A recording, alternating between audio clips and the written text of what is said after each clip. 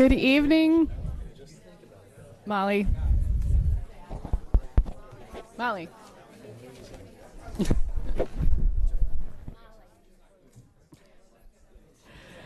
Good evening and welcome to everyone here in the room as well as those watching on TV or via the internet to this workshop on school start and dismissal times. Tonight is designed to allow the board to focus on what we've done to date, get updates on things in progress, and hear from 2 other school districts who have already moved start times about their experiences and lessons learned. Just so everyone is clear, tonight's workshop is not designed to discuss the medical and health issues of teens' sleep needs. This board has been well educated on those matters, and I don't believe we have any challenges to the scientific research from the CDC or the American Academy of Pediatrics on the sleep needs of our middle and high schoolers. This workshop will instead focus on logistical matters. As we look to shift start times, we need to dig deeper into the logistics and move toward making the best decisions we can for our county given our circumstances. To be perfectly clear, we are not making a decision or taking any vote on school start or dismissal times tonight. The board will take the information that we get tonight, we'll digest it, and have further discussions about the best ways to move forward about bringing or before bringing a recommendation forward for public comment. As we begin this workshop, I would first like to welcome our guests from other school systems who have taken time out of their schedules to join us and lend their expertise and experience from the shift in their own districts. From Fairfax County, we have Jeff Plattenberg, Assistant Superintendent for Facilities and Transportation for Fairfax County Public Schools, and Phyllis Payne, a parental advocate for later start times. And from Montgomery County, we have Todd Watkins, Director of Transportation for Montgomery County Public Schools. We also have representatives from Jubbs Bus Service and Wilson Bus Service in the audience in case we have questions about bus logistics. But before we hear from anyone, I have asked Dr. McMahon and Kathy Lane from AACPS to give us a recap of our school system's work to date. And after our speakers have finished, the board will then have a chance to ask questions. As a reminder, there is no public comment at tonight's workshop. And with that, I will turn this over to Dr. McMahon, Kathy Lane. Thank you, Mrs. Korbelak, President Korbelak, and Dr. Arlotto, and members of the board. It's a pleasure to be here tonight. We want to begin by acknowledging the hard work. I'll take you back in time to February of 2014 when the Start Times Task Force first met. And so I'd ask at this time that they stand and be recognized, not only to acknowledge their hard work, but to also offer the public an understanding of the depth and breadth of their knowledge base and the people that they represent, the stakeholder groups. So if the task force members would please stand. We have Lieutenant Doyle Batten, who at that time was commander of the school safety section for Anne Arundel Police Department. Pam Bukowski, president of Anne Arundel County Council of PTAs. Kia Chandler, parent and member of the County Citizen Advisory Committee. Franklin Cheney, Chief Recreation Services for Anne Arundel County Department of Recreation and Parks. Joseph Horpskamp, student at North County High School, a member of the Chesapeake Regional Association of Student Councils. Heather McIntosh, co-founder of Anne Arundel County chapter of Start School Later. Wanda McIntyre, transportation specialist from Anne Arundel County Public Schools. Mr. William Myers, principal, South River High School and president of the Association of Educational Leaders. Kate Snyder, teacher at MacArthur Middle School and representative of the Teachers Association of Anne Arundel County. Carol Streeter, chair of the Parent Involvement Advisory Committee. Chris Truffer, regional assistant superintendent, Annapolis and Broadneck clusters. Teresa Tudor, senior manager of school and family partnerships. We can't give enough credit to the hard work and dedication. You'll see tonight the volume of work that they committed to this very challenging work, the amount of time and expertise from all their various stakeholder groups, which were well represented as we kind of explored all the options that you're going to see tonight. So to orient you to where we started, in February of 2014, Anne Arundel then interim superintendent Mamie Perkins formed a 15-member task force in response to community concerns about the current start time of Anne Arundel County Public High Schools and its impact on student health, safety, and learning. So over the subsequent 6-month period, the school start times was charged with thoroughly examining school start times at all levels of the school system, culminating in a final report submitted to the Anne Arundel Board of Education in September of 2014. As you can see, the task force members represented a number of community and school system organizations reflecting a broad cross-section of Anne Arundel County Public Schools. So over the 6-month period, this task force spent countless hours looking at a number of different topics. Just to give you a brief overview of the topics that they covered, they looked at the impact changing school start times would have on elementary, middle, and high school students and their families. They looked in depth at the impact that changing school start times would have on sports and extracurricular activities that students were engaged in. We called in experts from other jurisdictions who had made the change to school start times and had experience with that impact directly, and that informed the task force understanding. We looked in great depth about the transportation impacts and had expert panels come in and speak to us by webinar and in person about the different transportation software options that were available. We wanted to ensure that while the task force was looking at changing start times to give adolescents more sleep, we wanted to ensure that this didn't happen on the backs of our elementary school students. So we spent a considerable amount of time looking at the impacts specific to elementary and middle school students. We had the benefit of Fairfax County taking on this charge about 6 months ahead of us. So we were able to really look at their options and the research that they were using to guide their decision making, and that was very informative to our task force members. We spent some time really looking at a hybrid model and maybe creating an option that no one had considered before, and we'll refresh you on what the details of that hybrid model were later in our discussion. We then developed options for your consideration and outline pros and cons for each option, because no solution was simple and every solution had pros and cons. Lastly, we developed this fabulous website under the leadership of Miss Lauren Gray, who we can't thank enough as we were preparing for this presentation, and we got back into the website and we said this was a really fabulous tool because of its being so facile and access to all the information we looked at. And lastly, before providing you our executive summary, we called on Dr. Kayla Wallstrom, who was in charge of the numerous research studies out of the University of Minnesota related to the health benefits for adolescents on increasing school sleep time. And so she was the last information that we really considered before providing our executive summary to you. So with that, Dr. McMahon is going to kind of review the information that was on the website. So if you take a look at the website, as Ms. Lane said, we dug deeply. And so these people behind me have read hundreds of articles to really inform themselves. And what happened was, you can see up there on the left-hand side a section called Considerations. And when we really shook the tree and things were distilled, it came down to health, the well-roundedness, which includes not only school but after-school activities and sports, whether those are school-based activities or family-based activities, before and after child care or young adult care in some cases for our students, and transportation.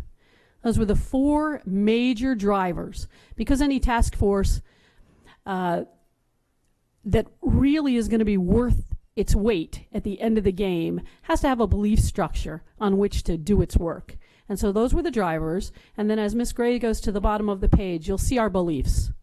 So as Dr. Arlato and Ms. Korbelak already stated, the health issue, yes, the belief on the task force part was that adolescents with more sleep and starting after 7:17 in the morning, that would be ideal. But that it wasn't only about school and academics, that we wanted well-rounded. We believed in the well-rounded nature of children.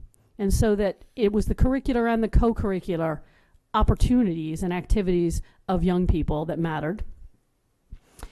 We did say for their safety, we really didn't want students walking in the late twilight just before darkness, whether that or just before dawn, whether that was early in the morning or late in the afternoon, especially our youngest students, our elementary students. And then finally we said, you know, children don't live at school. They live in homes, and they live in homes with multiple age children. And so that we really needed to be thinking about the family structure and what families needed, and that families didn't want their students necessarily, their young students, unsupervised in the late day, possibly before adults or older siblings were to get home. And they also often needed before and or after school care. And finally, that it was family quality of life that drove much of what we talked about. So those are all important things to say. That's what drove what Ms. Lane will now start to talk about when we unveil the options, the 4 options that the START Task Force put forward. Thank you. So guided by these beliefs, the Start Times Task Force discussed multiple ways to adjust start times of the high schools, middle schools, and elementary schools to afford adolescents more sleep and access optimal learning time for all our students. And we did that. With each option, we asked the following questions. How much additional sleep will this option provide our adolescents? And is this option conducive for all of our pre-K to 12 learners? Will all students have the opportunity for a safe environment for walking to and from school? And how would this impact K to 12 sports and extracurricular activities? As well as how many buses and bus drivers will be required to implement each of these options. So as I mentioned earlier, every solution had a set of variables that must be considered, and that none of these solutions was a simple one. So if I can turn your attention to option A, which is essentially a middle school, high school shift, where high school would begin at 8:30, the middle schools would begin at 9:30, and elementary schools would begin between 7:50 and 9:15. With this option, there were a number of pros, where a pro being both the high school and the middle school students would get the recommended sleep by the American Association for Pediatrics. That most of the elementary schools, the potential scheduling adjustments would be minimal, and that elementary and middle school students would begin at a time of day that was safe for walkers. As reference to after-school activities, the high school dismissal time would provide adequate time for the high school students to participate in after-school sports and extracurriculars.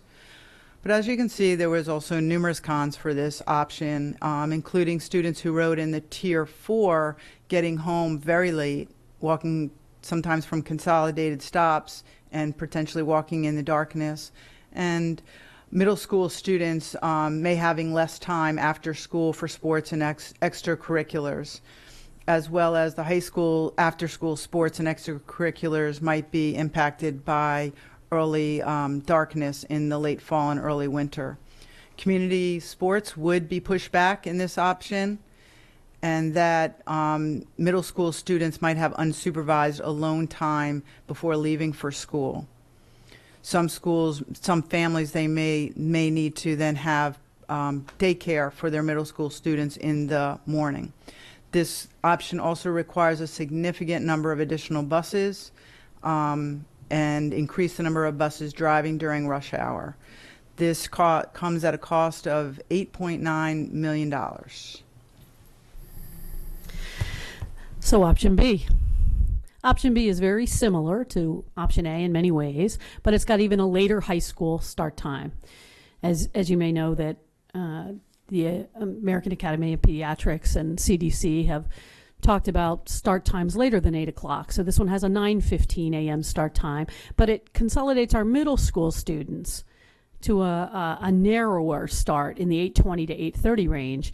And then our elementary students stay basically the same, with a few of our elementary schools starting earlier.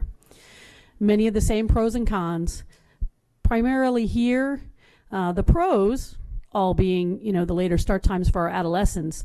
The cons here have mostly to do with the after-school programming, right? 4 o'clock end for a high school does change the opportunities our students have linked to darkness with our after-school activities that are played outside. Interscholastic sports played among our schools within the county, and that's not a problem, but when we go then to play schools outside the county, there can be some problems.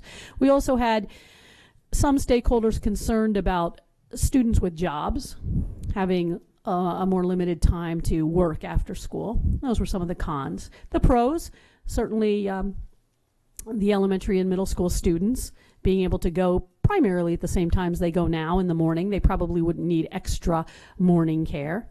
And the after-school care, there were some concerns about the middle schoolers possibly being unsupervised for a period of time.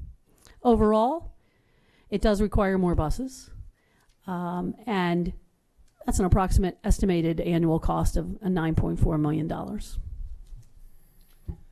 Option C was all schools shifting 30 minutes later than their current start times. And this created some pros where we had a potential gain of 30 minutes more sleep. That falls a little bit short of the American Academy of Pediatrics recommended start time, but there would be a minimal impact on extracurricular schedules and a minimal impact on transportation routes, and is the easiest to implement and the lowest relative cost. The cons for option C are it offers minimal sleep gains, and that the late end of the middle school day would impact extracurricular activities for those students, as well as Parks and Rec delaying their activities. And some elementary and middle school students might be impacted in the morning and have additional child care costs to cover that supervision for their children. This comes at an annual cost of $600,000.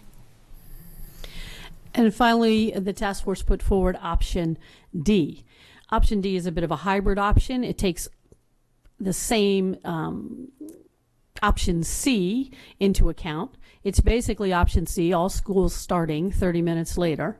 So it has that $600,000 price tag associated with it, but it has all those pros. You do get the 30 minutes later start for all students. What it does do is it allows some of the students, approximately 20% of the 10th through 12th grade students, to be able to exercise in a program of choice kind of fashion, the option of taking a hybrid schedule. So they would start at 10 a.m., about 20% of those 10th through 12th graders, and we did the logistics on that. And yes, it does take an interesting amount of logistics to work that out, but we have the capacity to do that. And what that would allow for is some students to take a hybrid, blended learning approach to their learning and have online classes as well. So about 20% of the population at the 10th through 12th grade level may opt for such a hybrid model. That has a price tag that's a little higher. And it's a little higher, and you can certainly check out the website at $9.6 million. It's a little higher because it does require an infrastructure, a virtual classroom instructional platform that currently we really don't have that. But other than that, it is doable. So at this point, our task force work essentially ended. Mm-hmm. Oh, you want to cover the survey? Well, what we thought we would do is with those 4 options out there, right, then we took a survey.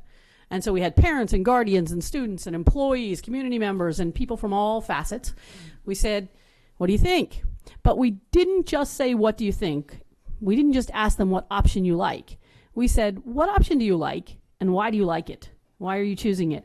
And do you have a few options that you like? And what would you do differently if you were actually building the options? So we asked quite a lot of information here, and we got a lot of information. The good news is we asked, and people talked to us. They gave us reams of information, of ideas. And many, if not almost all, of their ideas really mirrored the task force work of wanting us to be considerate of the family, of the daycare issues, of the extracurricular, the co-curricular, and some folks said don't change just to change. In other words, there were a lot of issues about we want to tell you what we want. And so you can see there, this is the overall survey page. You can dig into the survey that's on the website to see the details. But overall, what you're seeing is that about 15% wanted A, 16% B, 17% C, only a few percent D. So you're looking at, if you add those up, right, a sizable number of people said we want change. They didn't necessarily all agree on what change.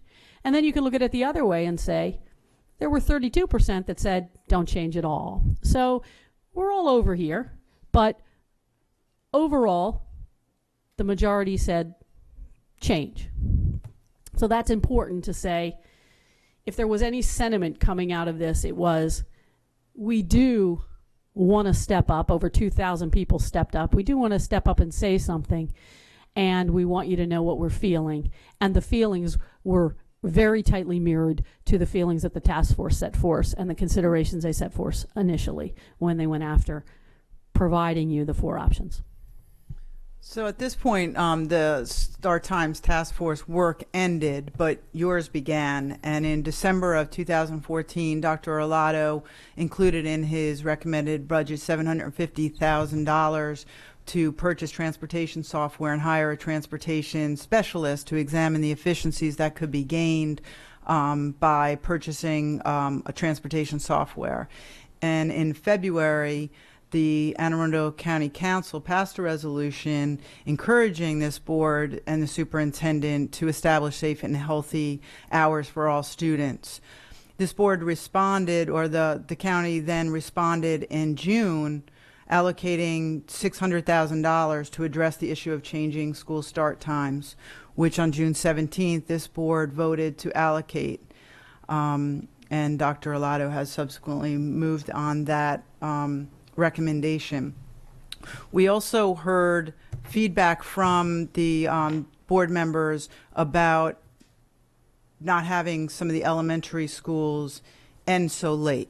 If we were to start later, we didn't want our youngest learners to be in school very late.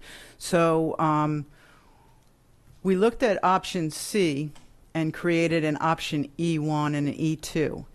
And so we took option C, which is a 30-minute start for all, and said, well, what if we didn't have any schools and after any elementary schools and after 4:15? So there were just 2 elementary schools that were impacted by this. And so what we looked at was, if we move those 2 into another tier, that would come at a cost of about $1.8 million to include 30 additional bus runs to get those students transported in a different tier. And that does include your initial $600,000 to move all schools 30 minutes, right? So this is over and above that. So it's 600 plus another 1.2 million for a total of 1.8 million. Thank you. We also understood that there was 4 middle schools that would also end after 4:15 if we did the 30-minute shift. So we calculated for you the same, moving those 4 middle schools, which included 117 additional buses needed approximately. And like Maureen said, with the original $600,000 for the 30-minute shift and adding the 117 buses we would need, would come in at a total cost of about $7 million. Now that's a worst case scenario, right? Because that's without adjusting anybody else earlier in the morning. So that's with no flipping. That's just with shifting. So what we've done is we've layered buses, right? And so there's no tiering here. So we have to put more buses on the road. And so this is a worst case scenario, but it is real as well. So now the last piece we did is we heard you when you said you didn't bring us an 8 o'clock option. So option F is an 8 o'clock option. So what option F says is, what if we started high schools at 8 o'clock and moved everybody 43 minutes, right? So 43 minutes. So we're basically saying the whole school system gets to come to school a little later, right? But At the same time, we take 16 elementary schools and 4 middle schools that would end after 4:15, and we bring them back so that no one ends after 4:15. And of course, that comes at a higher price tag if everything overlaps. Now, certainly you could do something where you skewed that and flipped things and did various things with it. But if you just started people all after 8 o'clock, then you have a price tag of $15.2 million for that option. So in closing, if this board chooses to move forward and consider adjusting future school start times, this task force recommends the following next steps: to meet with community stakeholder groups to solicit public feedback on the proposed options and weigh that public feedback and adjust the models accordingly, and to further study the potential impacts of the transportation software that has been purchased on improving bus routing and cost efficiencies. And lastly, having additional discussion on the impacts of Anne Arundel County Public Schools employees and other community stakeholder groups as needed. Thank you for your attention. Thank you. I think we're ready to hear from our Fairfax folks.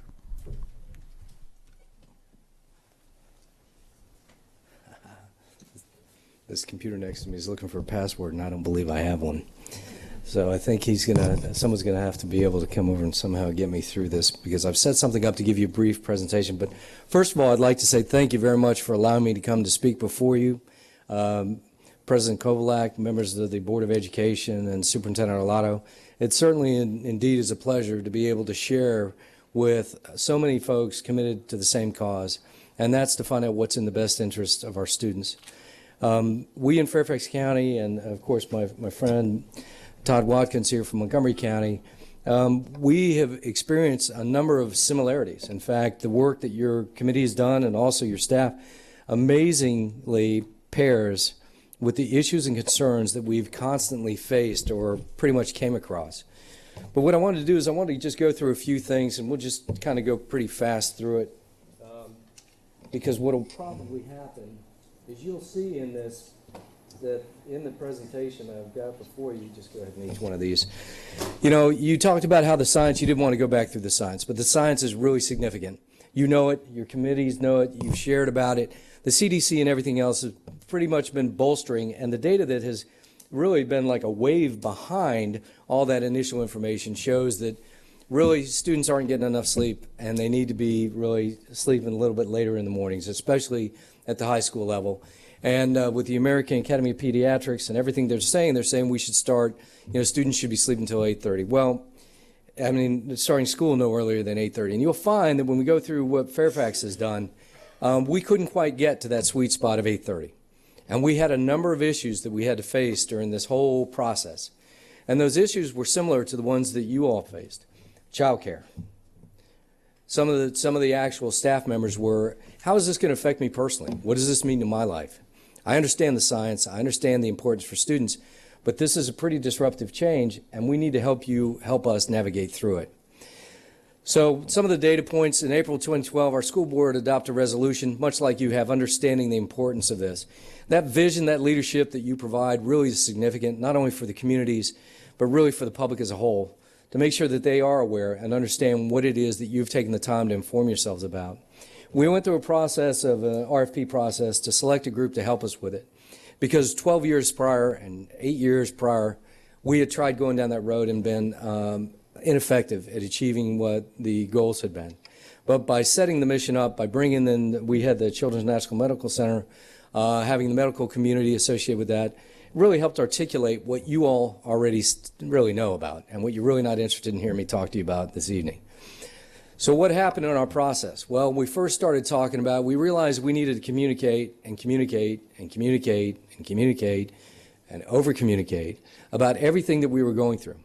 We did that not only we had these initial stakeholder meetings that I'll get to in a little bit, but we took at a number of different scenarios about time iterations, much like you have. We looked at about 38 different iterations. And I love the fact that I heard what I heard this evening when you start talking about a hybrid model. because we found that those options, and going through each of the individual options that we found, there was a little nuance here or nuance there that significantly impacted positively what the costs were going to be, and positively addressing some of the issues and concerns that members not only of our community had, but also of our staffs. So what did we do? We brought people together basically utilizing the same skills that we need in our students: the problem-solving skills, the collaboration, the collective thinking, the creative thinking that goes on. And we took about and planned and studied a lot of these different results. And then we found out that we needed to show the leadership to take the information that our committee, much like you have done, have come together and presented. And then we boiled it down to a number of those scenarios to take back out to the community and have a really engaging communication plan. I can stand up here and I can speak before you, and many of our folks in our community are good orators. In fact, many are good debaters. And we have a lot of talented individuals that when we have what I call open mic night, it really doesn't allow the free flow of information. Contrary to what you might believe, when I talk in the public meetings, I talk about how shy I am, how difficult it is for me to speak before public bodies, how challenging that is as a type of learner that I am. And therefore, I ask them, much like we ask a lot of our students to do, which is to be curious prior to being critical. And be curious about the information that we're sharing. And that's how you find the data results that you have, the data points of 32% of folks that just don't want change. And some people are resistant to change. Change is difficult. And that's why I cycled back about the communication piece. We came up with a number of transportation options. We had internal stakeholder meetings. You all appear to be well beyond that. We grew our stakeholder group to include community outreach folks.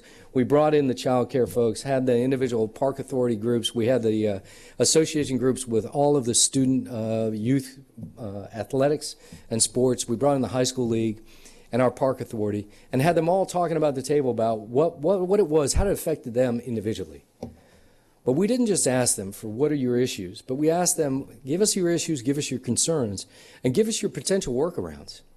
What is it that is a showstopper for you? What is it that really is the reason why these time iterations and the amount of time from everything of how long you have access to a field in the evening for your youth groups, to the child care, how long, the middle school programs in the afternoon. And we came down and boiled it down to 4 options, much like it appears that, and I don't want to be presumptuous, but you're simmering down to a number of different options, including the hybrid options. And then we took those options out to the community, and we had a number of engagement groups where we had, at the time we had 7 clusters. We're now broken up into regions, but we had individual meetings in each of the different areas across Fairfax County where we had people come together and share. And our approach to doing that was much like we do with boundaries. The boundary adjustment process that we have in our communication engagement is one where we talked about the science. We talked about, had an interlude basically from the superintendent first of all, talking about the importance of the data and the work that we were about, that it is in the best interest of our students, that the data supports it and undergirds what we're all about in our communities, especially in public education. Then we started talking about what individual things we wanted from each of those communities. And we're willing to share our communication plans. We've talked with Montgomery County. They've shared with us about issues and concerns that they have, and we've shared with them about issues and concerns. But in that communication plan, we allowed people to break up in individual groups and work in tables of approximately 9, sometimes 12 people. We had a recorder. And then we had those groups. We talked about the subjects. What do you like about this option? Option 1, option 2, option 3, option 4. What are the things that you think are positive? What are the pros? What are the cons? But don't just give us your thoughts on it. Give us your recommendations in addition to that. Now, if you have questions, we gave them little cards, right? You have a question about budget, we had a card for that. You have a question about buses, you raised the yellow, right? School bus, you raised the yellow card. And we had experts there and facilitators there that would go over to each of these tables if they had questions and help and share the information that we had brought. It allowed it to be a much more effective process, a lot more inclusive process, in addition to what you have in your online posting. And all of that data was codified and put onto the website so people could look at it and see what the feedback we were getting. Then at the end of the community meeting, we had folks report out. We had each group stand up and talk about what was important to their group. As I mentioned about each of us are different learners, right? So it allowed for the free flow of information from those that choose to be vocal and those that choose to be more quiet to share in the information of the issue that was at hand. And then we had a walk gallery where people just kind of walked along and looked at what people had come up with and posed. Okay, so the challenges we faced, not unlike what you heard, minimizing the cost. We had cost anywhere from 50-some million on down the road. We had like your 7 million, you know, the caution. I heard the caution. It's 117. We just want to put it out there. It's a lot of buses, and you got a lot of drivers with that too. And just as there's a national shortage of teachers, there's also a national shortage of school bus drivers. So there are challenges that aren't, you know, that are just prevalent in our world. We had routing changes that we had to accommodate, much like you were talking about, in terms of civil twilight and morning, making sure, and then the sports and the impact on that. I want to go ahead and show you some other things that we have on the following subsequent one where we really went through this. And these were the times that we had in the prior year to what we actually in our hybrid in terms of the start. The high schools were about 7:20 a.m. They moved to 8:10 and 8 o'clock and 8:10. Our secondary was 8 a.m. Our secondary schools are the 7 to 12. We have 3 of which are like that. Robinson, Hayfield, and Lake Braddock. And so the middle schools, some people say, okay, well, you just flipped with the middle school. And when we took a look at this, we took a look at the many different options, and the community feedback was in support of the hybrid model that we came up with. And we said, we don't want to just have, we had some 725 middle school starts.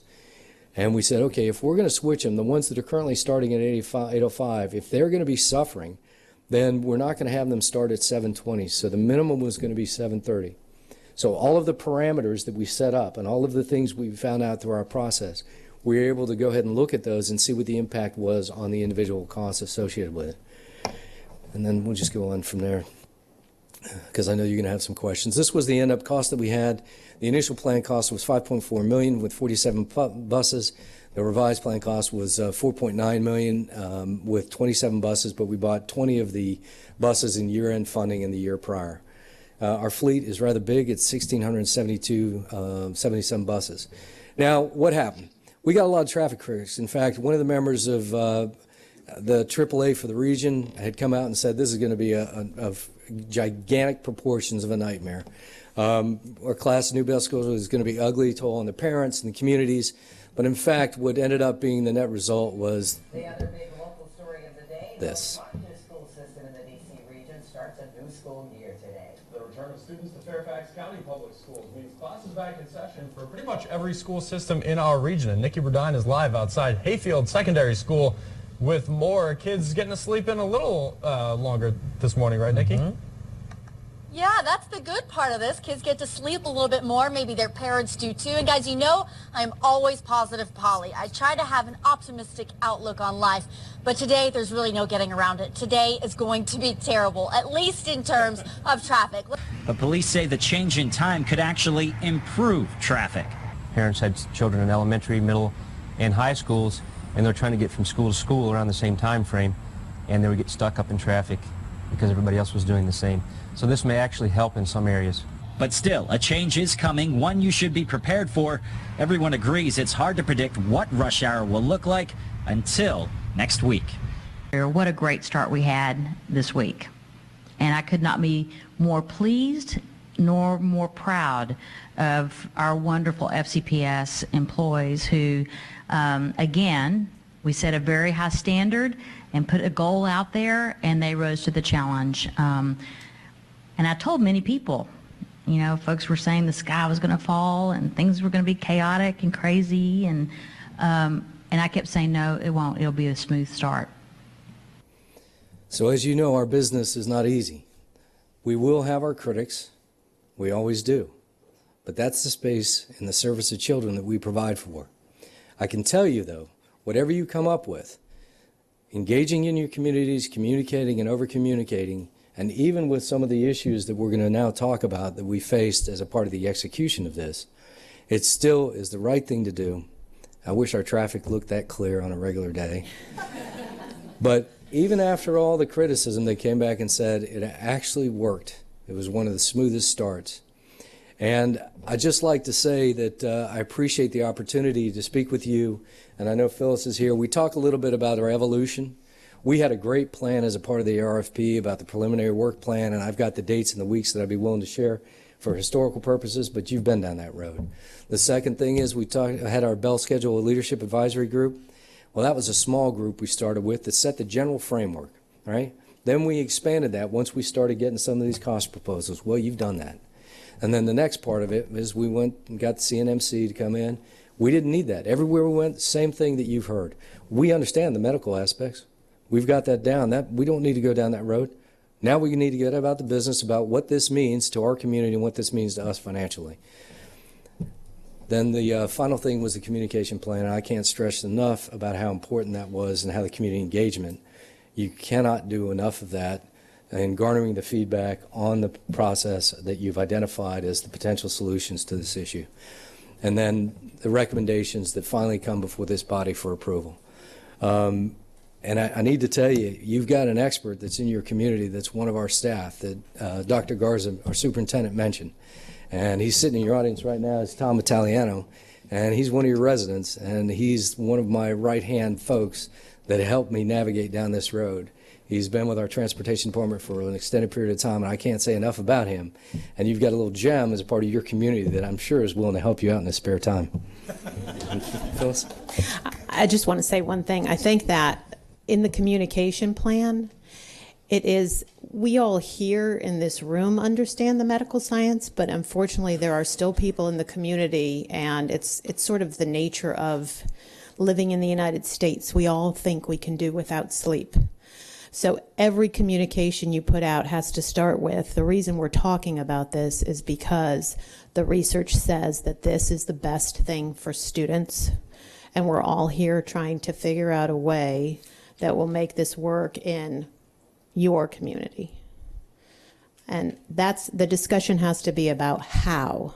We've moved beyond the discussion of whether to do this or not because the research is so clear, but it's important to reiterate what the research says so that everyone's starting from the same point in the discussion.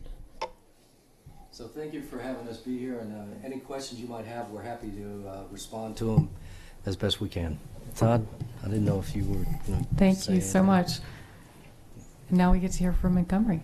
Okay. Well, good evening. So for you PowerPoint junkies, you'll be disappointed in me because I didn't bring a PowerPoint. And I'm going to be much more narrow in my focus. I want to talk about some of the logistical challenges and things that need to be thought about as you implement a start time change. So first of all, money was tight in this fiscal year and next fiscal year and for each fiscal year thereafter, I'm told. So we were looking for a very low cost option, and we decided to go with, in fact, a no cost option.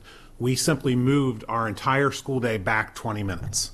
That didn't meet the needs or desires of in totality of really any group, right?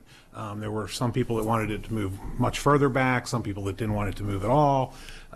But we decided to go with going 20 minutes later, and like I say, the key thing about that was that it didn't add any bus routes. We found that as we looked at the various options, the big cost contributor of any of the options was how many additional buses did you need. The other thing that was a factor for us was we called it the transportation operating window, right? It's the time from when bus drivers and attendants start in the morning till they finish in the morning, and then from when they start in the afternoon till when they end in the afternoon. And as you expand that over a large school bus fleet, it gets expensive. In fact, our costs were, we estimated for every 10 minutes additional added to that transportation operating window was about $1.2 million. So it's just paying a lot of people 10 extra minutes over the course of a year adds up. And so we were looking, once again, I say, for a no-cost option. So we decided to move the day back. But even with such a small, relatively small change of 20 minutes, when you apply that over, in our case, 156,000 students and their families and 23,000 staff members and the entire community, even that small, relatively small change impacts a lot of lives. And so I just want to talk about some of the ways those impacts happen. First of all, we tried to, in addition to moving all of the bus times back 20 minutes to correspond with the 20-minute later start time, we tried to maximize the opportunities for adolescent student sleep. And so where we had buses that were arriving at high schools 30 minutes before the bell, or in some cases 35 minutes before the bell, we tried to move that as close as we could to the high school morning bell and try to have no buses come in earlier than 20 minutes before the high school bell rang. Well, we found that when we moved our morning routes 20 minutes later, those early parts of the morning route, the high schools and middle schools, because our day goes high school, middle school, and then 2 different elementary start times. When we moved the routes back 20 minutes, we found that the same route this year that has the same set of stops and the same set of schools takes longer than it did last year, right? Because many of our high school routes, which are our longest, we have the fewest number of high schools, or high schools is the smallest number of schools that we have, so they have the longest routes on average. We found that when we move those long routes 20 minutes closer to the heart of rush hour, that it just took longer to perform the routes. And so that was one of the challenges that we faced. And so even what you would think is you just take all your bus schedules, right? Change all the times 20 minutes later and life is good, right? It's just a piece of cake. Well, when the routes start taking longer, each individual piece, most of our traditional neighborhood regular education buses do a high school and middle school and then two different elementary start times. When you move that back 20 minutes and those pieces start taking longer, now all the pieces of the bus routes don't fit together like they did last year, right? And while our special education routes change considerably from year to year, for the most part our regular education routes don't. Well, now you suddenly have routes that they don't fit together, the pieces don't fit together like they did last year. And so routes that have been tweaked down to as close to perfection as we can get them over many, many, many years, right, now suddenly don't work and need to be adjusted. Well, you may think that's a relatively small problem, except for when you apply it over 1,140 routes, right? It takes quite a bit of logistics to make the new mix fit, right? And even things like, well, Sally's always been my bus driver, right? Sally transported my kids and they transported me and they transported my parents, right? Because Sally's always driven out of this neighborhood. Well, now Sally's route doesn't work because of the new times, and so now Sally can't drive out of that neighborhood. And so I just want to say that things that you may not think of as large changes, right? And they probably aren't on an individual basis, individual case basis. When you apply that across a school system, there are things that you might not anticipate that are just, some of them I don't even want to call problems, but they're just challenges that need to be addressed by communication, or just lots of timing had to be tweaked. The other thing we found that when we tried to get kids arriving at schools as close to the bell time as possible, we found that schools had developed programs for kids that would come in and be there before school. They did tutoring, they did chances to meet with individually with teachers. Certainly there were breakfast programs that now, as we try to get kids there closer to the bell time, now suddenly some folks are saying to us, hey, we don't have time to eat breakfast now. And so while you're thinking you're doing a good thing in terms of maximizing, opportunities for morning sleep or allowing them to get out of bed later, you're pressing up against some things that used to be norms, okay? In the afternoon, we found that kind of the opposite situation occurred. In the morning, it was our early routes that took longer now that we moved them later in the day. Well, in the afternoon, the high school and middle school routes are happening well before rush hour. But now when you move back 20 minutes, the elementary bus routes are now getting closer to rush hour. Okay, so now they're taking longer. We have every school system, or almost every school system I know of, has a window after their PM dismissal bell, at which time they promise the buses will arrive. Well, in Montgomery County, that's 20 minutes. We promise that every bus will be there within 20 minutes of the dismissal bell. So we continue to enforce that promise, and wherever we had buses that were arriving later than 20 minutes, we fixed those. We did whatever we had to address those. But we now are using that 20-minute window more than we did last year, right? Because as the routes now take longer because they're closer to rush hour, it is requiring us, in some cases where we had maybe a school where all the buses were sitting waiting at the bell time, well, now maybe half the buses are sitting waiting at bell time and half are coming 5 minutes or 7 minutes or 10 minutes later than that.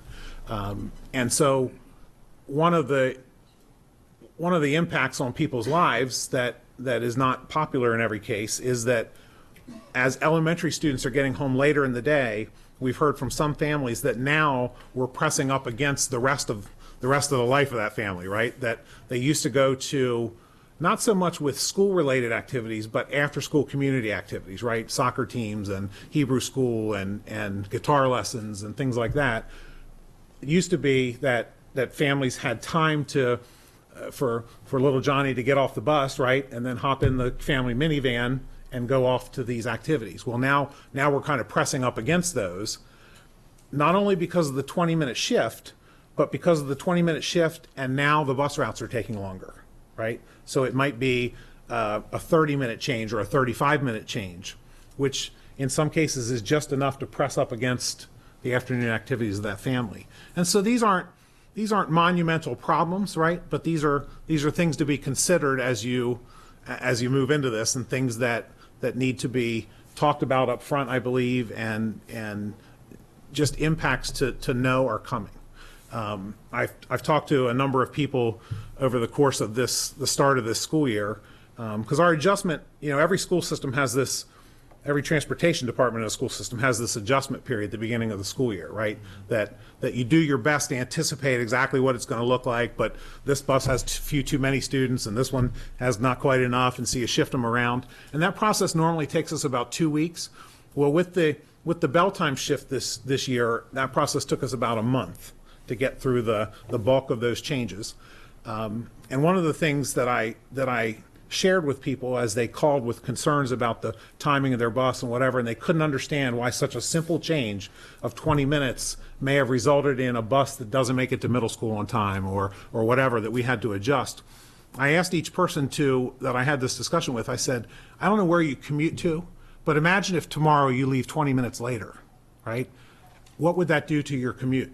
And most people said, oh, yeah, I really didn't think about that, right? If my commute now is 45 minutes, if I leave 20 minutes later, my commute's an hour and 15 minutes, right? And so people they related to that through that simple example. And so I had that discussion lots of times at the beginning of this school year, and it just helped people to relate. So I would say that our relatively simple change of moving back 20 minutes has more of an impact than you would think when you spread it over an entire school system community. And I'm happy to answer any of your specific questions, even about the process like Jeff talked about or whatever, as much as I can answer those. But I just wanted to start out with that little bit of information about what the logistical impact is. Thank you, all of you, very much. We prepared some board questions in advance. But I'm sure we'll also have ones that have cropped up. But I will go ahead and open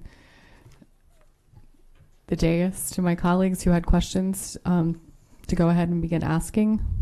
Do you want to go first, Allison? Your question's the first one on here.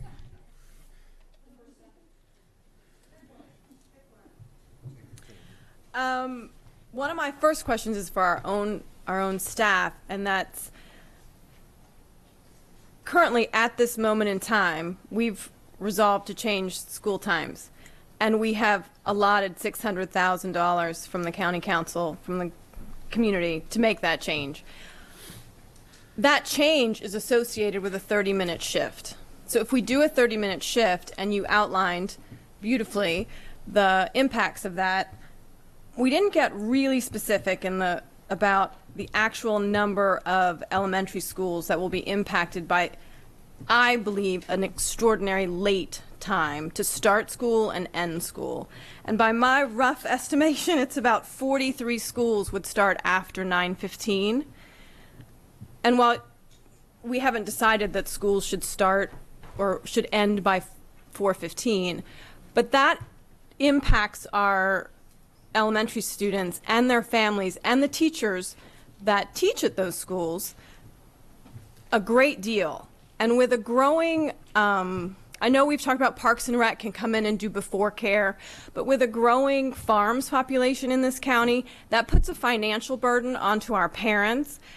And I just want to be able to air that publicly, that this impacts a lot of families in the community.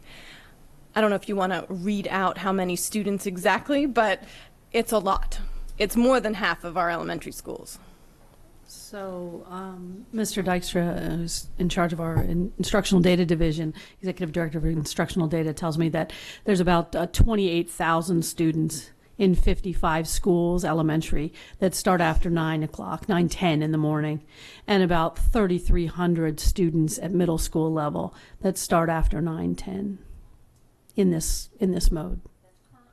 That's if we were to do the 30-minute shift. That's how many it would affect. And so your comment, Mrs. Picard, about the daycare in the morning, I mean, the start times task force did hear that. We did hear that daycare would be a necessity for many more parents who currently can stay home with an 8:30 or a 9 o'clock start, or almost 9 o'clock, anywhere in that window. But once you start edging after 9 o'clock, then they can no longer stay home and take their own student. So it is a concern, and we did talk to many local daycare providers from all geographic regions of the county, and they did tell us that they would need notice if we were going to do this, to shift their resources and build capacity in some cases to take on more morning care that they currently don't have capacity for. But they were willing to take on the charge and the challenge if we gave them enough time. But it is an issue.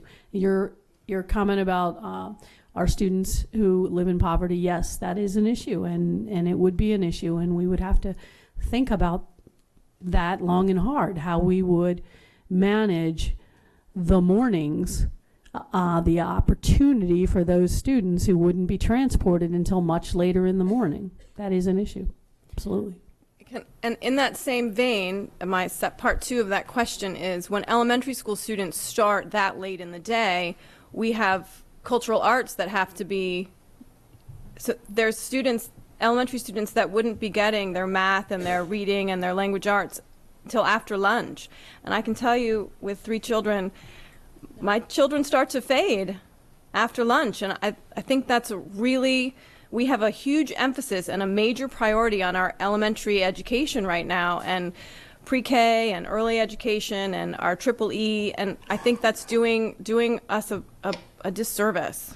I just, again, want to make sure the public understands the ripple effect of a 30-minute shift. So that's another great question you ask, and we were really concerned about that too. And Mrs. Nally, you've asked that on multiple occasions, absolutely. And so we really looked into that. And so Michelle Batten, who's our assistant superintendent of curriculum instruction, a former elementary principal, if you would like to address that, Michelle. Yeah, absolutely. Thank you.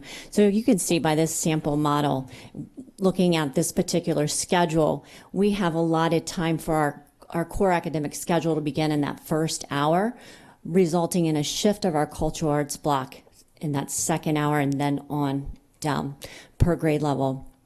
This would require availability of additional cultural arts teachers in order to make this happen. And you can also see that each grade level is allotted collaboration time for that planning for each grade level to meet, classroom teachers to meet and continue that collaborating time. So the good news there is we were challenged with, could you do it? And the answer is we can do it. We can make sure that students come and they get right into their academic core, whether it be reading, mathematics, science, social studies, and have cultural arts in recess later in the day. We can do it. It does require a flexibility that we don't currently use with our elementaries, which means that you can see with 3rd grade in kindergarten, cultural arts is happening at the same time. That means 2 different blocks of cultural arts teams operational in the school at the same time. And that's a flexibility that we would have to move toward if we were going to have elementary schools opening late. Mrs. Nally. Wow. That would be very, very interesting logistically too in building space. I'm just thinking of a kind of a nightmare. It would, and in fact, one of our principals that we talked to, a large school principal who was a late school, said she would have to give it a lot of thought. She could make it happen, but it would have to be a lot of thought and might require a portable. I mean, yes, there are different variables would come into the solution than historically have come into the solution of our cultural arts moving around. Sure. My other, I thought Mr. Watkins brought up another very interesting when he mentioned the impact of just 20 minutes later, because we all know in this county that we have pockets of high traffic. I look in Annapolis, and it's very true. If I leave at my house, and I live near the Naval Academy, if I leave at 4 o'clock, the Academy, North Severn, they're all letting out. If I go down where my grandchildren live, near when St. Mary's School is letting out, and they're all in the Naval Academy, and then when the government's in, it is massive. So my thought is you move some of these elementary schools up 15 or 20 minutes, as Mr. Watkins mentioned. You've got to make sure you're going to look at the impact of the traffic, because I think that what Mr. Watkins said is it's going to be more than that 20 or 30 minutes in the afternoon that you see for some of those elementary schools. I think we're going to have to be real careful about that, looking at those traffic. Fort Meade area, I mean, it's really, we have some pockets. So we have our Director of Transportation here. Mr. Douglas, would you like to address that? Oh, we're issue? nice to see you. Welcome. You've just stepped right into this. What was the question? So basically what Mrs. Nally is saying is that we would increase in the late afternoons, if we have more buses on the roads in the late afternoons, or when we move to people, we're going to have different traffic patterns. Well, I would concur with what Todd said in that 20 minutes is crucial. 20 minutes could become 40 minutes. Mm-hmm. And in certain very, very small pockets, 20 minutes could become even longer than that. Yes. So yes, that's, but these are types of problems that I think can be worked out.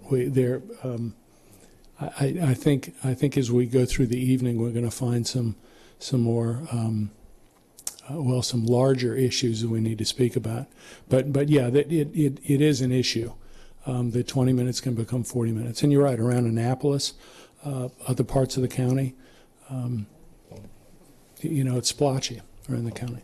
And those are already late schools. I speak of Annapolis Elementary being already one of our latest schools. So if you push that school back, of course, I've got grandchildren there, guys, so that's why I'm very concerned too.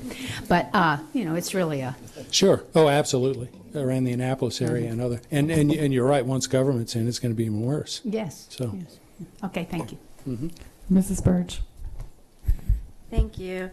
I want to clarify something that you mentioned earlier, which was that, when the schedule was up. So a schedule like this wouldn't necessarily cost extra for buses, but it would cost extra for teachers. And maybe portable. It may cost extra for teachers. It may just be a flexible notion of how we have to use our current teachers in ways that we don't currently use them. So it might take some intellectual thought, but it in fact may increase the number of FTE we need. Okay, so that was part of it. I also, when Mr. Watkins was talking about the elementary school, I seem to think that we must have a longer school day than other school districts, because their latest was starting at 9:20 and would still get out at 3:50. Does that sound right? It's 6 hours and 45 minutes. And what about Montgomery? Montgomery, 6 hours and 25 minutes for elementary. Okay, and how long is ours? 6.3 hours in elementary. Okay, so 378 minutes a day. that means something to me. I'm sorry. My fifth grader is working on long division right now. I can't do it in my head. One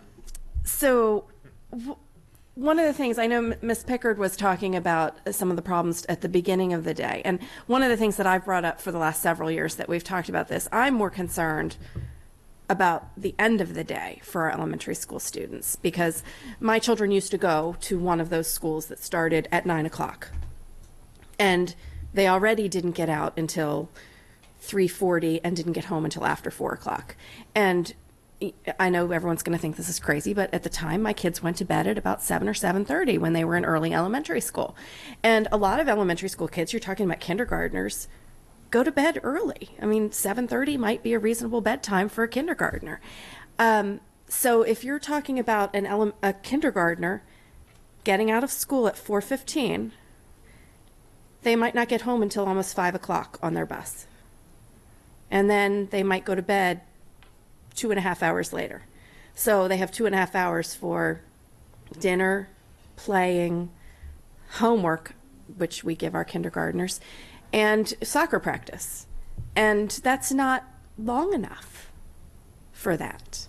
And so I'm wondering how we chose 4:15 as the latest end time and not something earlier. So if you'll glance over here to the dismissal and the civil twilight and the civil twilight beginning and the civil twilight ending, what we have said is we don't want students walking in the dark. And so the latest we can really go is about a 4:15 end and still know that if students are walkers or if they're bus riders with a walk after, they'll basically get home before we get deep into civil twilight. And so that's the notion of the latest. Now, we pushed many, many schools prior to that, so that it's not huge numbers going all the way to 4:15. But it is 55 of the elementaries that would start after 9:10, which would get them into that late afternoon. Right. So, I mean, I just feel like in that case, the only thing that we really looked at was that kind of safety, and we missed the other important issues that we were supposed to be touching on for all of our students, like family time and those sorts of things. Because getting a child home at close to 5 o'clock, especially a young child, it's really wrecking their family time. So although C was an option, the task force, as Ms. Lane talked about, the task force really looked hard at the fact that it does change the family dynamic. It does change the culture of a family, and we would have to deal with that, absolutely. And so I don't want to tell you it was missed. Okay. It was not missed. And if anyone would like to comment that was on the task force, we talked about that long and hard.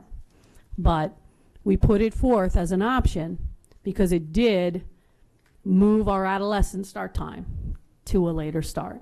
And it was the most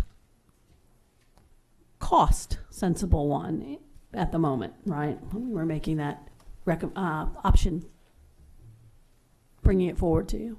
Thank you. Mrs. Ritchie. Thank you all for being here. Appreciate it. A couple of things. One, did we ever think about, is there a law that says we have to start high school first? I mean, can we start high school after middle school and elementary school? There's no reason we couldn't start high school at the end. So, I mean, that's something that I didn't see in any of the options and stuff. So that's another thing. And I know that then bumps up to some of the later athletic pieces. But as been mentioned before, we're in the business of academics. And so people have to give and take and so forth like that. So that also doesn't impact the middle schools because, again, we've got some teenagers, young kids there that, in 7th and 8th grade that are having that sleep problem as well. So, but not doing any shifts at all other than taking them high school and putting them at the end. So we looked at that with option A and B. So in option A, the high schools would start at, in B, it's B, Maureen, yeah. For the flip model where the high schools started after the middle schools and the elementary schools are relatively left unchanged. So that option has been proposed for you. Okay, so you shifted the times for the middle schools? So in this option, the high schools begin 118 minutes later, beginning at 9:15. Okay. And the middle schools begin 20 minutes earlier. And the elementary schools start about 5 to 10 minutes earlier. Okay. So that's And what was the cost of that? 9.4 million. Okay. So then the other piece of that is when you brought through all these options, there was an option in there about the hybrid piece. How close are we to doing online? How close is, I mean, is that something we're going to do like next year? I mean, how close are we to doing that? So I will tell you, we have the ability to do online learning. It exists right now in Anne Arundel County. To do it with the number of students that we're proposing, we wouldn't be starting next year. We could do it in a pilot phase starting next year. But the sheer numbers of students online at once would require us to have a platform that we don't have at this time. And Now, Dr. Lotto, I don't know if you want to add to that. When we were talking about that part of it, did we speak to the students about it?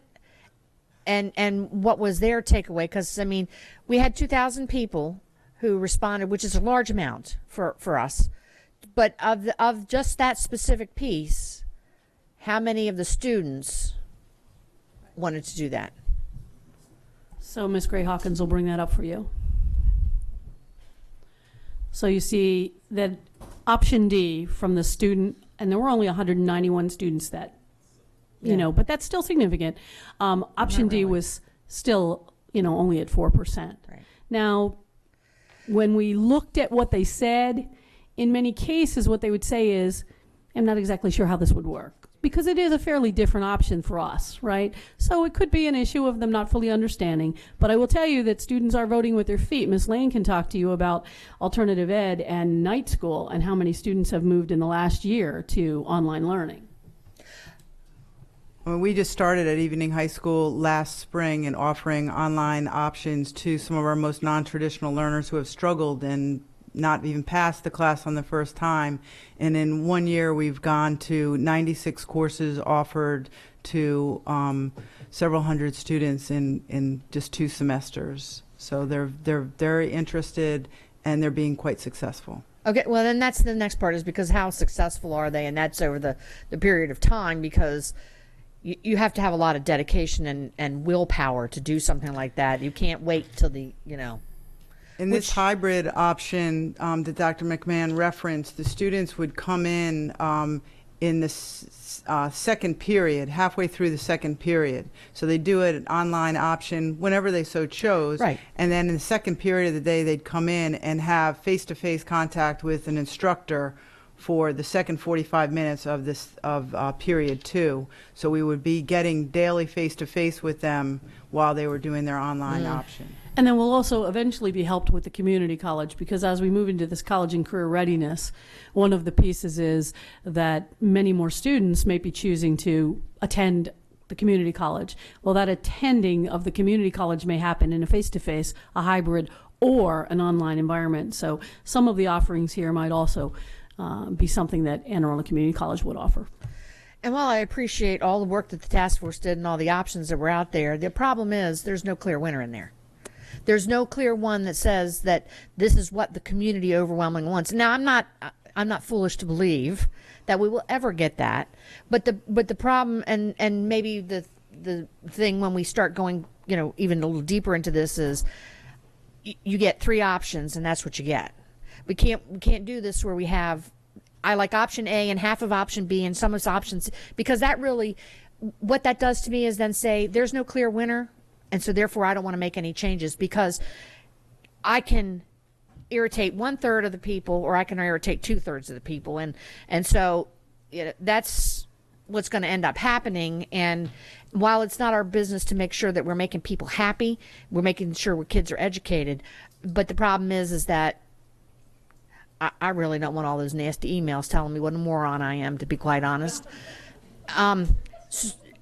But I also know that when we give too many of those options like that, it's I appreciate what the Fairfax people were talking about when they were talking about that round table, that last little bit. I think that's something that we really need to look into, and making sure we have a representative, not from our traditional groups of the CAC and so forth, but making sure there's representatives from every single school in our county that can come there, you know, and having the option to do that, because then we really start to get some real, I think that when we start really having a serious conversation, we're going to start really hearing a lot more from people who didn't, because they don't see it happening. But when we start talking to elementary parents, all of a sudden the groundswell is going to be elementary parents coming out and going, I don't want my kids coming home any later than that, for exactly those reasons that Ms. Burge talked about. I don't want them coming home at, you know, and then 2 hours later having to go to bed. And then the last and final one for me is having to do with what we haven't even talked about yet, is some of the bus transportation, some of the bus issues. And so, you know, maybe we have an opportunity, we can have our representatives talk a little bit about hiring, training, so forth like that, so that we can get a little understanding about that, because I know that that's another big major hurdle. None of this is insurmountable, and doesn't mean it's not going to happen, but it certainly is. I know we did have a question about, as one of our guests said, the bus driver shortage, what it's like here in Anne Arundel, and also shortage of available buses. Sure. Randall Jubb's Bus Service. I appreciate you guys having me come down. I think that the bus driver shortage issue is, as we spoke, you can read any of the publications, School Bus Fleet.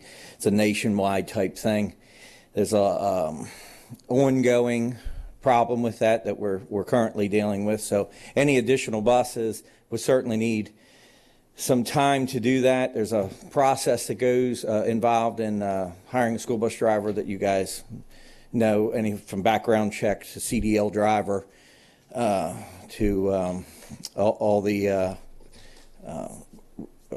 qualifications that they do through the board of through the county certification process too. So there's a time factor to get that many people and to get them ready, because we're currently working on that every day, and that's a tough thing for a lot of our companies to do. We're usually running right about the max for any sub drivers we have, and the normal things that go along with that. It's kind of hard to have, you know, if you operate 50 buses, it's hard to have 25 spare drivers. I mean, it would be nice, but you can't pay them to be there, so you end up having 5 or 6 or whatever, and then you use them up. So to do that, there has to be plenty of time to get those people in place. Did that answer your question? I would think it would be a challenge, as with anyone, but anything. But like you say, it's not something we couldn't overcome. So from the time somebody says, yes, I'd like to work for you and be a bus driver, how much time do you generally need to process them and get them certified? Well, there's a lot of people come to my office that say, yes, they'd like to be a bus driver, but about 20% only make it. So that's between our screening and the screening it goes through. So it's a month and a half to 2 months if that person is diligent about able to get a CDL license. All right. Anything else? Anything else, Debbie? And these guys can. Okay. I have a question based on that, because the way I envision something happening, I'm personally not in favor of just a straight shift that would just make things later. I mean, you could probably tell that by me being concerned about elementary school students. So essentially what I would envision is more of a compressed start and end time than what we have now. But that leads me to believe that some of your drivers who now may do 3 or 4 runs might not get to do 3 or 4 runs anymore. And I'm wondering how you think that would impact your ability to recruit and retain drivers if they're doing fewer runs each. If time becomes less for employees, it's always a factor. It would have a great impact. We try to offer some minimums, you know, for them for that, but it does it would affect them, and it would be hard to continue to get people if the times or less. In other words, an average bus driver might be 6 3/4 hours a day, morning and afternoon run. And then, of course, if you're going to cut that to 6, that would impact us on current drivers. So to answer that question. Because I did notice, I live in Odenton, and one of the bus companies is advertising on our local florist that they're looking for bus drivers right now, $18 an hour. So yes. Apparently they're looking real hard right now, and there's a problem even as it stands. It is. Good qualified people, so it's tough. Mrs. Nally. You may not be able to answer this, but we have purchased transportation software. Do you have any thoughts on if you think that would greatly help in doing the bus routes? This transportation software, it's been done by hand before, and I know you guys know that. Well, I think the staff you have that's done it for years, that's down there that at a transportation division, the contractors that you're currently using in the county do. I mean, I'm tooting my own horn, but they do an excellent job without that. You know, it's an amazing process, but it's a well-oiled machine, and I've seen it, you know, over the years. I mean, I've been around it a long time, but you know, they do a great job. I would ask that question to Mr. Watkins that have installed their GPS, and did you guys run a mock run of that to help with analyzing cost? So we've been using transportation routing software since the early 90s, and it wasn't fully implemented for probably about the first 5 years, but we've been using it since then.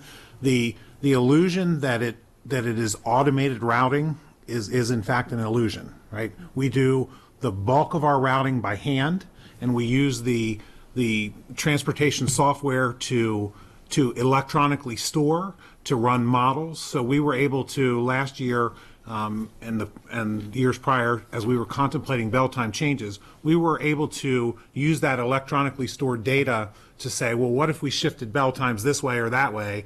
And the software did a good job of helping us estimate how many additional routes it would take with each iteration of the bell times. But to think that you're going to move to a routing software and suddenly gain tremendous efficiencies in your routing, I believe is a myth. We do most of our routing by hand. We have routing experts that are very good at routing. They know the areas. They know what is a safe bus stop location and what isn't. The software doesn't know that. They know what have been the historical trends in bus usage in your neighborhoods. The transportation software doesn't know that. So if you try that, they all offer a one-button routing solution, right? You push the button and poof, it makes all the routes. There are many, many pitfalls to that approach, and so I think that if you move to routing software, you will still find that the folks that are doing such a good job routing now will still be doing that good job routing, and they will have some advantages from doing it through a software.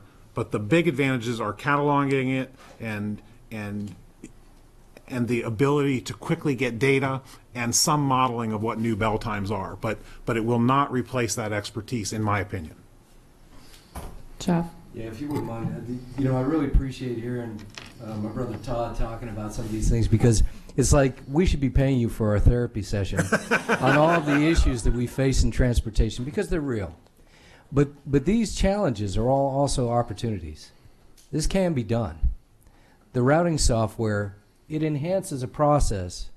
It vets where you've done where staff have been doing an outstanding job over time, that know the specific elements and the stops that Todd was so eloquently talking about.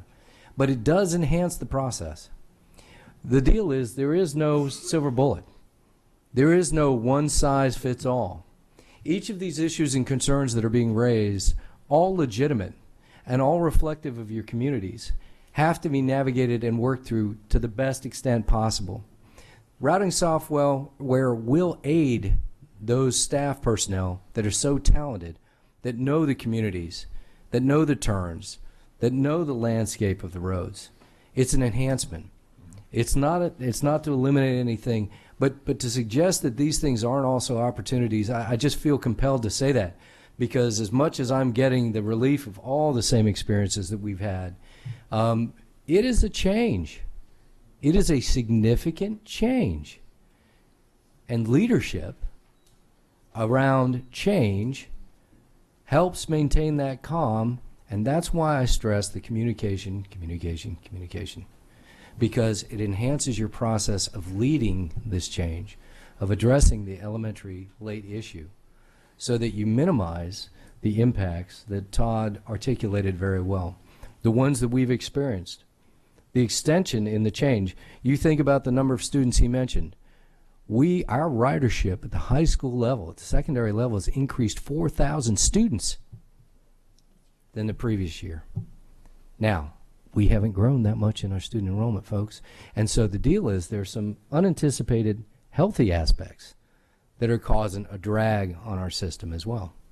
So change is not without experiential components that will create challenges. The key is, as has been stated, is to identify the environment we're in, identify all the challenges afoot, and articulate them and try to address them as best we can as you continue to move forward. One at a time. Because it can be done. Yeah, and if you don't do it in a process or procedural manner, it can be overwhelming and it can be paralyzing. But the reality is, working together, bringing your communities in, it really helps identify and assuage a lot of those concerns. But good points and good conversation. I just want to make the point. So Jeff mentioned we've got more high school students riding the buses this year because they're starting at 8:10 instead of at 7:20.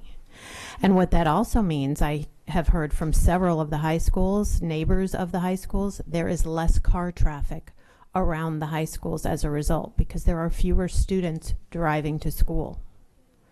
So that's an unintended benefit that we weren't necessarily anticipating. You know, we're hearing the kids talk about having time for breakfast before they go to school, and we all know how important it is to eat breakfast before school. So we have high school students and their families saying it's so great to be able to spend time with my high school student in the morning and have breakfast before they go to school. The mornings are less rushed, they're calm, they're happy during the day. The teachers are saying things like, it's not just first thing in the morning that the students are more pleasant. The students are more pleasant. The school environment in the high school is more pleasant all day long because that rest that the students are getting and the fact that they're coming to school at a time of day when it's light outside and they're alert and they're awake and they're ready to learn, what is more important than that? So yes, there are challenges, and each and every challenge can be resolved, and you know they can because other districts have done it, other districts with weird traffic problems. And I mean, what is worse than Fairfax County? I don't, in terms of traffic, okay? So, you know, and I'm hearing from people who said they thought it was going to be awful and then their commute was faster. So things adjust, and for every problem we're seeing, there is a workaround for it. And maybe the slide isn't the best option if you're talking about elementary schools having to start at 9:55. But you've got other more creative options. And then there are solutions to each of the problems that comes up. So, I mean, sports scheduling was a huge thing in Fairfax. And Jeff worked really closely with the community leagues. And he's a little bit modest. I mean, one of the things that happened with our new superintendent and new transportation and facilities leader is that they started to rebuild trust in the community, so that I'm sitting here next to him, which is like surreal to me after working on this for 11 years and writing those angry emails because my kids didn't get later high school start times. Okay. No more nasty emails to Deborah Ritchie. Okay. So, George. But it can be positive, and you can be getting lots of thank you emails. Right. So working to some of those solutions so that everybody's aware, and I'd love to get some comments from the folks in Fairfax and Montgomery also. So we operate with bus companies, right? We don't own fleets of buses like the numbers that these two districts do, right? So we work through vendors like you all that are able to provide. So one of the things the board has talked about for a number of months now, well over a year, is one of the concerns, or something we have to find a solution to, is your ability to access buses. Right. And so if at some point when we move and we're probably going to need more equipment on the road and we go to our vendors, what's a time frame for you like in your world where we're going to need to give you enough time where you can go out not only and get the drivers and the aids for those buses, but you actually have to get the equipment. And what's that time frame like for you all? That would be the easy part, the equipment. Okay. So can you give us an idea of the work? Because we've talked about this, so we could talk about the logistics of you all getting the additional bus. Yes. Placing order, and on our regular renewal for bus contracts with Anne Arundel County, the bid process, usually from January, be award something, can then place order, take delivery in August. So we're talking 7 to 8 months to get a bus ordered and delivered. Okay?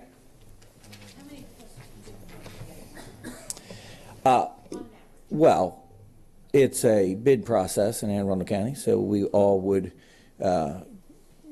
individual companies would get. To answer that question from a county standpoint, it's probably, it varies from year to year. 40 to 50 buses go out for bid. Sometimes it's more, sometimes it's less. I don't know what the average is. Different contractors may have to get 5, some 10, it varies depending on the amount of contracts you were able to secure. So each contractor say 5, but the county overall, and an average of 50, I'm guessing, but that's about right, I think. Okay. While we're on transportation, I just had a couple questions. A clarification for the hybrid option. Those students that decide to do online first and then come in during second period, are they responsible for their own transportation to school, or would we run another bus? No, we would transport them. We built in the transportation for them. And has anybody considered, or did any of you all consider starting, say, high school and middle school at the same time and sharing the buses, so students would be on, the middle and high school students would be on the bus together? Oh, commingling? Yeah, we had some that were coupled. In fact, one of the requests was to decouple them. So we kind of went the opposite way. The school district that I was in prior had the secondaries all starting at about the same time. So there was enough of a fleet that was, and it was owned and operated by the school division, that they had enough of a fleet and enough drivers that they could have all the elementary start at one time. There's an 80,000 student school district, and all of the secondary start within close proximity. But we didn't take a look at going ahead and commingling the middle school and the high schools as one of the real options. Before Jeff got to Fairfax, they did actually look at putting some of the middle and high schools together, and then they also did one. South County did that split start because they had an overcrowded facility. So interestingly, what they found was that by having them at separate times, it was less expensive because they're using, it's all about even use of the buses. You want to use each bus 3 times if possible. And so you could put your middle and high school together at one time and then have a different middle and high school together at a different time, and it would be a good, efficient use of the buses. But if you have all the middle and high schools all going at exactly the same time, then you're using probably twice as, like if you have your separate tier, high schools on one tier and middle schools on one tier now, and there's an even number of buses, if you decide you're going to put them all at the same time, you're going to have that many more buses. Does that make sense? And in our secondary schools, the 3 secondary schools I mentioned that are 7 through 12, they all come in at the same time. So, for example, Lake Bragg Secondary, I have 49 buses delivering at the same time, which is a sporting opportunity. So, we do have that at the 3 secondary schools. And that's why we put them at 8 instead of 8. Right, exactly, and that's why they're at a different time. So Jeff, I think you should suggest she come to work for you. She has a pretty good understanding of the system. But So- that's the big problem, though, is not the mixing of the students. We have one of our clusters where we do that now because it's so rural and it just makes sense to bus them together. But you essentially double the need for buses, and so the price just is astronomical. It's all, I mean, when you get these price tags, what you need to ask is, why is it 7.9 million? What's the peak bus use? How many and why? What are the schools that are in that time frame? And could any of them be moved out? You know, are there special programs that are there that don't necessarily have to be there? I mean, we had to ask a lot of very specific questions to bring the price down. You know, we'd hear from the transportation people, well, the developmentally disabled students, you know, they have to go at 7:20 because they've always gone at 7:20 and they need to get to their job sites to do their work. And then we kept asking, well, why do they have to get there at 7:20, you know, and go back to transportation. Transportation goes back to the program and says, well, is it possible? You know, could you change that? And the answer is, oh yeah, we'd love to change it. We didn't think we had the option. So actually those students were getting to work before the work was ready for them. And so that's what we mean by every challenge is an opportunity. Mm-hmm. Mrs. Hummer. Yes. No, my turn. Pardon me. Sorry.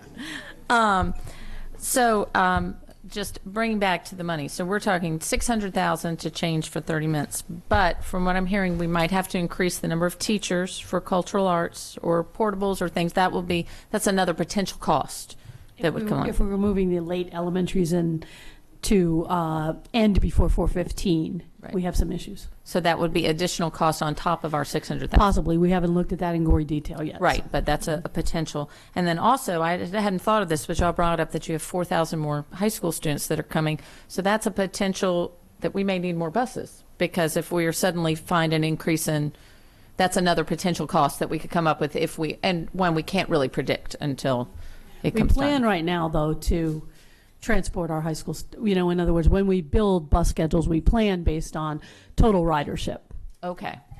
So, all right. I will say that does fluctuate during the course of the year, depending on when certain sports start. So there are a number of things that change, but it was just, and we had accounted for it as well. So I didn't want to mislead you in that. So now for Fairfax, now I know all the studies point to the optimum start time for adolescents is 8:30. Middle schoolers are also adolescents, but y'all have actually made it a little earlier for your middle schoolers at 7:30. Is there a plan to move that to a later time in the future? Because it seems that they're not getting the benefits of the added sleep. So our school district still wants to work on it. There's not a set plan for specifically how or when, but yes, they want to work on it. It was a trade-off. But every child in our school system will have less time at the 7:20. So how do I put this? In the old days, we had many cohorts of students that had 7:20 for all 6 years, 7th through 12th grade, because we have secondary schools that started at 7:20. We had some other schools that were starting middle school at 7:25, some at 7:30, some at 7:40. We had some that started as late as 8:05. So some of the cohorts of 7th graders have benefited with the change, and others have, been harmed. That said, every student going through the school system only has 2 years in middle school and 4 years in high school. So overall, we've had a huge improvement. We have some students, the secondary school students, never start before 8 o'clock in their entire FCPS careers. Then we have other students that now have, 2 years of 7:30 instead of 4 years of 7:20. So that was the trade-off. But overall, it's a huge improvement for every single student going through our school system. But y'all are still looking into possibly in the future tweaking that more? Yes. Okay. But I think that we felt like this was a big change and this was a huge improvement. So put that in place, work out the bugs, find out where the problem areas are, and then go from there to improve it. And also there's a desire to move some of our elementary schools are starting at 9:20. And we also would like to see that moved, closer to 9 o'clock. But it's a gradual, can't do it all at once. All right. One of the issues that we're looking at, because I'm reading on earlier things, evening school. Would this change? One of the early reports on start times had said that it could affect the number of classes that students are able to take in evening school.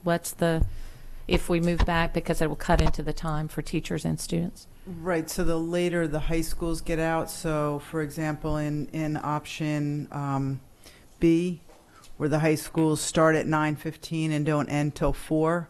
Currently, evening high school starts at 3 o'clock and goes till 9, and the students are able to take the 4 classes just as they would during day school. But if we weren't able to start evening high school until 4:30 or 5, we likely would only be able to offer 3 classes a night, which would limit the opportunities for a credit accrual for our students attending evening high school. And magnet programs. We have extended day for a number of our magnet programs. I know my son currently doesn't get home until after 6. And if we move the start time, he'll be, who knows what time he'll get home if we move that start time later. So Mrs. Talar, Assistant Superintendent for Advanced Studies and Programs, will address that. So as you know, many of the magnet programs have extended day options that are required because they're part of the curriculum. Instructional delivery is occurring that allows the child to really delve into the interest area of the magnet program. So by pushing the day back, indeed, extended day would be pushed back as well. So they wouldn't be getting out early. We'd continue with the fidelity of the program. They keep the fidelity, but they would be, so we're looking at the magnet programs would be probably hit into the civil twilight ending period. Oh, I'm thinking a half an hour change, like my son, it would be close to 7 before he gets home is what we potentially with a drop off at the consolidated bus stops, which are Right. mostly the libraries. Right. It could be later into the twilight. That's true. Right. The 2-hour change? Oh, it could be. I can't imagine. Now, it would be nice if he wasn't catching the bus at 5:45, but it's kind of... It's on the other end. Right, We wouldn't want to exactly. hurt the instructional quality of the program. Right, well, and because it would invalidate what we're trying to do with the magnet programs. Exactly. It's a wonderful program. We don't want to cut into that, but it is a factor to consider because that's a significant number of our students that would be impacted Absolutely. with that longer day. And all right, that's all for right now. Did you look at having different high schools start at different times? Not yet. I was just thinking, there's no rule that says every high school has to start at exactly the same time either. And that, in terms of those bus tiers? Mrs. Picard. So the task force, just to answer that, the task force did not look at that due to co-curricular, extracurricular, and sports in Anne Arundel County. Ending all at the same time allows us to be more flexible with the sports schedule. We talked to some experts in jurisdictions across the country, and we talked to the athletic directors and the directors of Parks and Recreation, and that was one of the barriers that they identified to the task force as being quite difficult. And what was happening was that students were being pulled out of class in order to attend sporting events. So I was just thinking in the case of if they're not getting out till 5, they have a later dismissal already at the school you mentioned. That's what made me think of it. The students in special magnet programs, they have the regular school day and then they attend 2 extra classes after the school day. So it's a certain group of the students at the schools that have that extended day, but that happens in several of our high schools. And I know the early report too had mentioned, and I'm not as familiar with their schedule, that it would impact Cat North and Cat South. Yeah, as we move the high school schedule, so too does Cat North and Cat South have to move their schedules. Now, currently, Cat North and Cat South also offer an exploratory program for our middle schools. And, as our colleague from Fairfax County said, that's just something we would have to adjust accordingly if we made the move. Allison. I pressed my button so long ago, I'm not even sure what question I wanted to ask anymore. But y'all have done a phenomenal job our staff, and you guys have already made some shifts. One thing that the conversation hasn't quite moved towards is the budget. And we have some excellent options presented that are new to even what was in the stakeholder survey, but we have to be very clear that an $8.9 million price tag is going to come with other ripple effects that I don't know if the community fully grasps. I mean, that means if we're going to go ask the county council for another $8.9 million over maintenance of effort, something is going to have to give in our current priorities of the school district. So who wants to pick? I mean, is it going to be Triple E, or we're probably going to hear from TAC on this issue? So I think that's just something that has to be stated publicly. And I'm doing a lot of that tonight, stating things publicly, because we have a long way to go in getting the community behind investing this amount of money. I mean, we can control when they have to be at school, but no amount of legislation can tell us when they're going to go to bed. So we just need to be clear about that, and I think we have a long way to go. And I'd love to hear. I think you said you started this in April 2012 in Fairfax in the conversations, and you just implemented your change this school year. So I think you didn't make these decisions in haste. You also have a budget shortfall. We do too. Yeah. We don't. We don't. You do. No, absolutely. So the reality is yes. We did work through this procedurally, much like you've been doing. It is an evolution, and it is a process, and that does take the appropriate requisite time. We did have pressures to do it overnight. We had pressures to get it done for the next school year before we went out and had a lot of that communication and feedback in the process. And we felt it appropriate to give it the requisite amount of time before implementation to make sure that any adjustments that we may not have even accommodated for, and the ones that Todd mentioned that we experienced as a part of the implementation of this change, we could help people through in our community. So it was procedurally specific to go ahead and implement it over time, and to give the appropriate time to make sure that we over-communicated. The video you saw with the message board, that was part of our communication process once we had gotten the approval was, okay, now it has to be implemented, right? Now we have to operationalize this great plan that we've been working about with our communities. And the law enforcement folks, the police department, they really stepped up. The Virginia Department of Transportation, we had a number of folks that we engaged in and a part of that communication. But it did take the appropriate time to do that. Yes. Yeah, that's just a concern, that we do this and we do it well, and we do it with full community support and full funding. I don't want to do anything hastily. And I don't know what your budget deadlines are here, but just looking at different districts and how they've done it, Arlington County had a very smooth transition.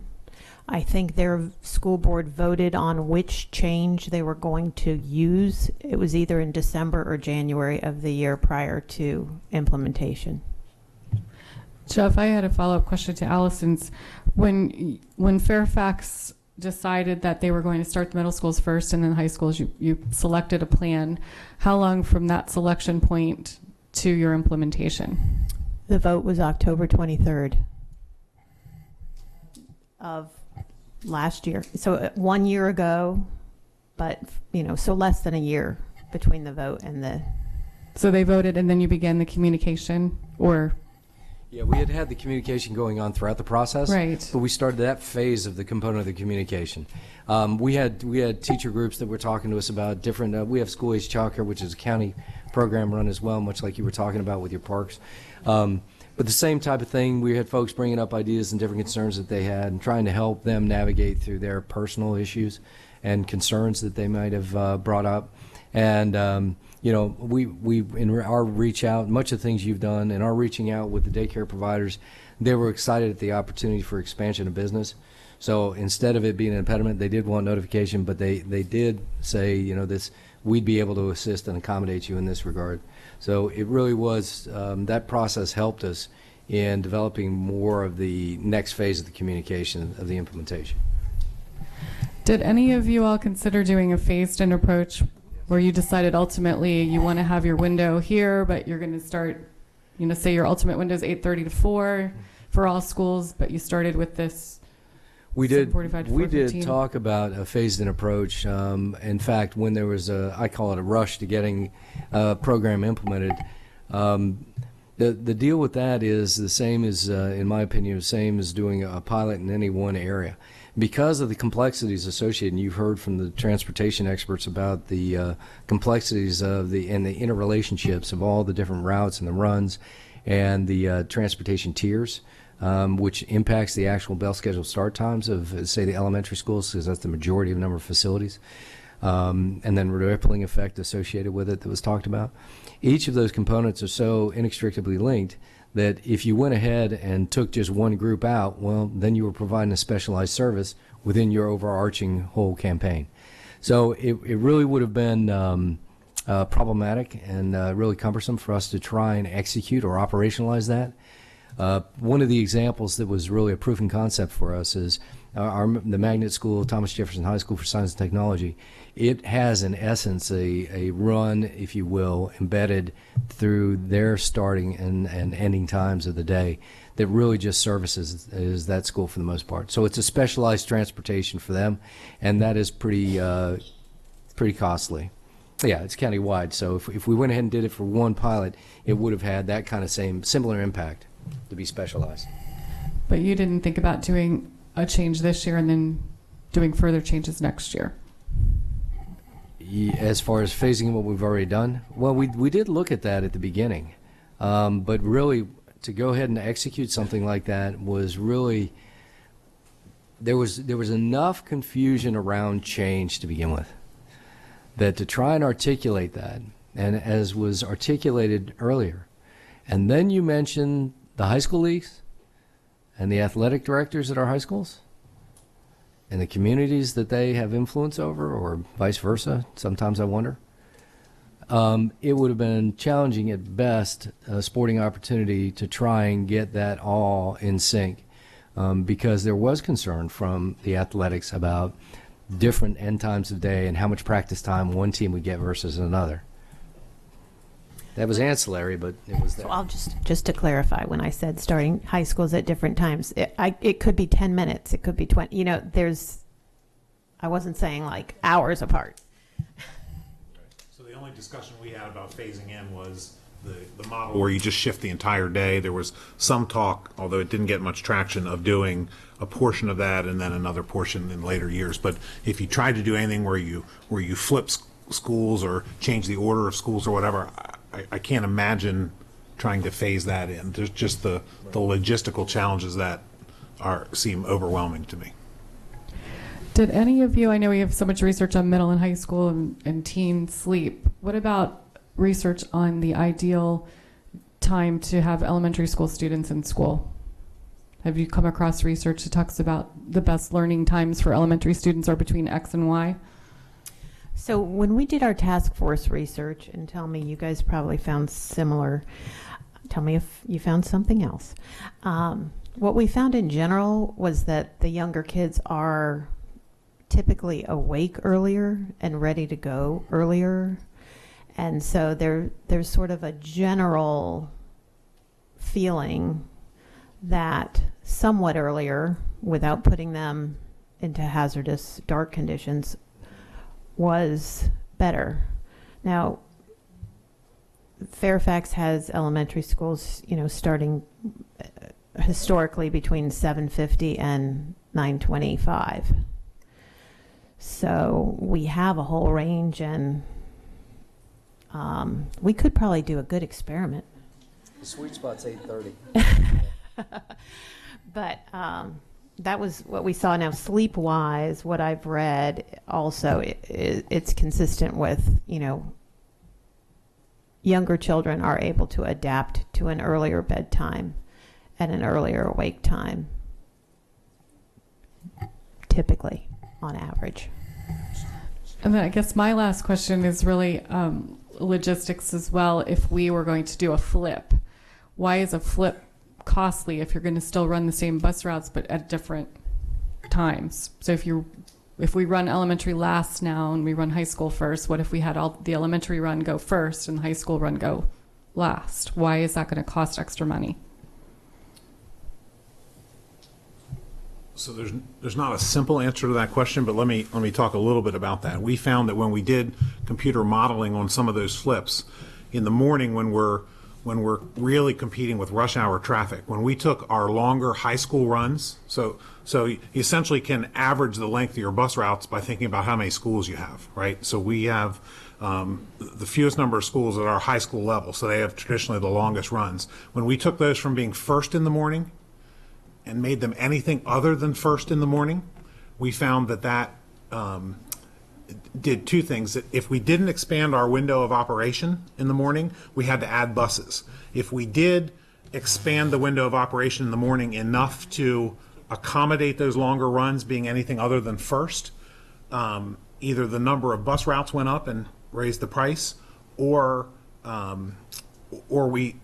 increasing that window of operation required that pay differential that I talked about that raised the price up. And it also, when you increase the window of start times in the morning from your first start time to your last start time, it leads to the issue that Ms. Birds was talking about earlier. On the end of the day, then you have to expand the window on the other end of the day also, and you have the unintended consequence of students coming home later than you would like.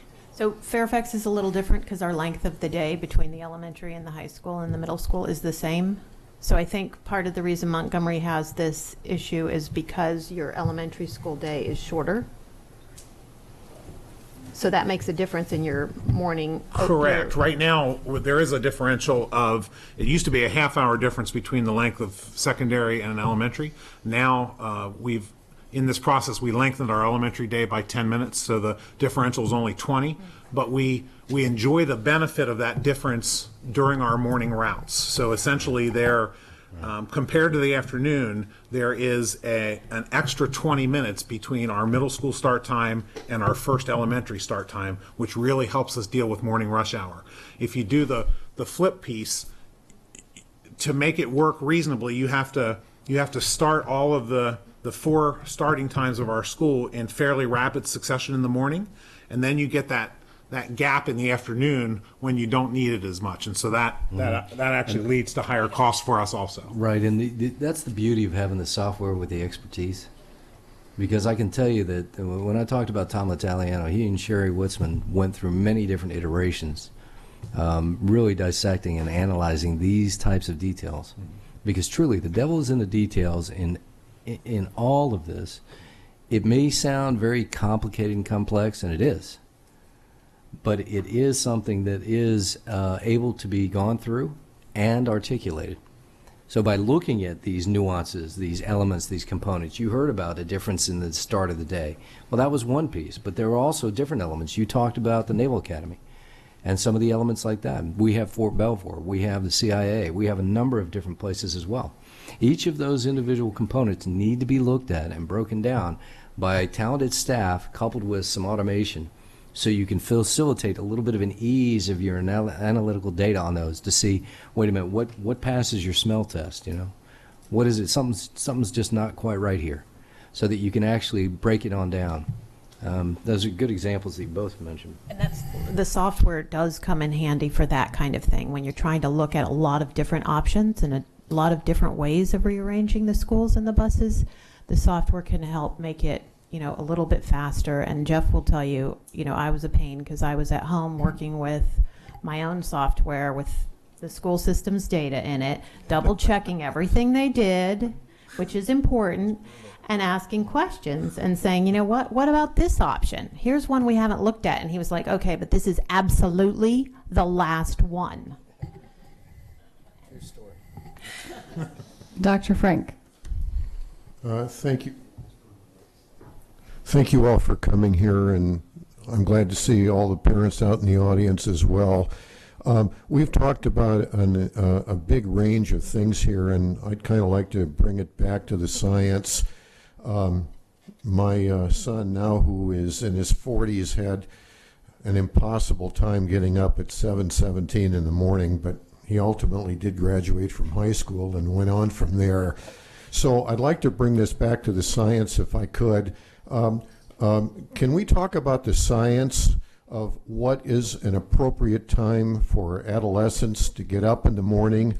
And we've talked about the cost of things. We've talked about the bus schedule, and to use a euphemism here, I really like to know who's driving the bus here. I'd like to think it's the science, and I'd like to think that we're going to talk about what is the appropriate time for adolescents to get to school in the morning, and in the margins we'll figure out where to come up with the buses and the money. Thank you very much for the applause. So I'd like some comments on that, if I could.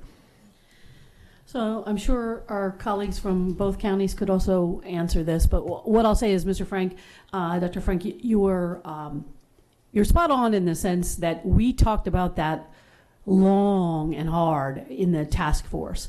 And the notion is that what the Academy of Pediatrics and the American Medical Association and the CDC are all saying is about an 8 to 9 hour sleep, 8.5, 9.5 hours of sleep for the adolescent. So depending on when they go to bed, which the science does show that they don't naturally go to bed at 9 o'clock at night. So they naturally go to bed, their circadian rhythms go such that they will go to bed later than younger children. So if they go to bed at 11 o'clock at night, then 8 to 9 hours later is when they would get up. And so then we are talking about a start time at the, 8 o'clock, 8:30 range as being ideal from the science point of view. That doesn't take into account any of the practicalities that sometimes offer us the challenges. But every challenge is an opportunity. Mm-hmm. Right. Well, hopefully we'll make a rational decision here, and I appreciate all your comments, and I hope we'll hear from more of you as time goes on. Thank you. Mrs. Picker. Yeah, every challenge definitely is an opportunity, and we have heard from our start school later folks a lot. I would just hope that we were also planning to communicate with the rest of the county as they think about how they want their tax dollars spent and what time they want their children to go to school. We have lots of opportunities facing the school board, and we're going to have to make some decisions that we think serve the entire county. But this was a great start to this conversation, and while I do think a lot of work has been done, we haven't made any decisions, so we have a lot of work ahead of us before this can actually happen, in my opinion. But thank you for coming. Mrs. Ritchie. Two things occurred when they were talking about the magnet programs, especially if you switch so that the high schools are starting later. There's nothing that stops them from not having the extended day at the beginning of the day as opposed to the end of the day, is there? So we did talk about that in the start time. So across the nation, some of the school systems that have shifted to later days for all the various science reasons have also entertained many different options for the beginning of the day. So some people do a 0 period for conditioning for their athletes. They do a 0 period for AP classes that they can't offer during the day. So what the Start Times Task Force in Anne Arundel actually came to the agreement with was, if we're going to start school later for the good of students, we should start school later. And so we didn't put anything in that 0 period time frame. But your point's well taken, Mrs. Ritchie. Could you? Yes. We didn't bring an option forward for your consideration just because we went with the belief that starting school later for adolescents' sake was what we would bring forward. Oh, and I absolutely believe that. I mean, but that has been some of the stuff that's been Yes. talked about before. Is And that, across the it's nation. okay if those students want to take those programs, and they can come into earlier. I mean, I've heard that from the community who have said, well, for some kids, it's okay for them to come in. If they want to do athletics and it's going to interfere and it's going to be at the end, they can come in early and start the practice or so forth like that. So that's the issue. The other thing that we haven't been able to get from Fairfax, and I think that some of the reason why you probably had a really good start time was people were all panicking and probably either leaving early or coming later. So next year, I'd like to hear what your first day of school was like with the buses, only because then people aren't, and it's the first day of school is always a mess with buses because people forget that school started until they see them riding down the street and they go, oh yeah, school started. And so that's a piece of it. I think that for us, we've done a lot of the work. We have the science. We understand the science. We've accepted the science. The piece that we have to work with now is the community piece. I think that's going to be our biggest challenge in terms of ensuring that all voices from all parts of the county are heard, because there are still people out there who say, just put your kids to bed earlier, whether you like it or whether you don't. That's the issue. The issue is that you have to face and you have to talk to people about, because that's what you have to do. And I'm never going to convince them that they can't, that it's circadian rhythms and stuff. They're not going to hear that piece. So we have to be able to make sure people understand. The second piece is our county council has taken a resolution. They all voted unanimously. Everybody's very happy about that. The Bucks have to follow that without impacting some of the other programs, because one of our biggest goal, our only goal in our school system is to close the achievement opportunity gap for all students, not just some students, not for just a pocket of students, for every student. And we know that there are certain things, again, that science has proven in terms of research, that research has proven that when you do these certain programs, i.e. early education, making sure kids are able to access education at an early start, making sure that kids are able to read and on target, those things also cost money. And I've been very public about it and will continue to be very public about it, that if the money doesn't follow, I'm not voting for it no matter what, because I know that we have to make sure that we reach kids at the very beginning. And I'm not saying the kids at the end, or we just let them slide off. That's not at all it. But I also know that we've invested a lot of money at the other end, and now we need to start front loading this. And so we have to remember to ask for, if it's going to cost us $6 million, that's an addition to, not in place of. And I, to use Allison's word, I want to be real clear and real public about it. And I've been real clear and public about it, because that's an issue. But I think that our next step, if you will, is that we need to start really developing a communication and an avenue to looking at really our viable options. Which ones do we going to take out? We can take, the whole plethora out. But if you don't bring to us on the board something that has a support, not an overwhelming support, because I don't believe you're ever going to get anything that's going to have an overwhelming support, but 1/3, 1/3, 1/3. I'm not sure that, we're going to make a decision that's going to, and I'm not about making people happy. That's not about the issue, but the issue is about, you have to take into consideration what our public feels in terms of parents and their very real, very honest concerns. So thank you all very much. Mrs. Hummer. I know on the survey there weren't a significant number of teachers that responded to this survey. Have we heard a lot from the teachers about how the start times will affect them, what their feelings are? It seems most prefer no change. So this is, you can see that is what we saw from the 629 employees who responded. Most of them were teachers of the 629. We heard some of those, we heard from some bus drivers, we heard from So you heard from others. all facets of the organization, but the majority of those employees' responses are from teachers. However, it's not a huge percentage. It's not a huge, and I'd be curious. I hope teachers that are listening that we could hear more from them, because I'd like to find out elementary school, because many elementary school students have young children. How is it impacting them job-wise if we move these things, that we can really weigh those things out when it comes to, and the later day, I know many of our elementary school teachers now have a hard time getting to daycare in time, before the end time. So if we move it back, how those would be affected. I don't know if y'all looked at this, but I'm wondering, so we have our concerns about elementary school starting later and going longer.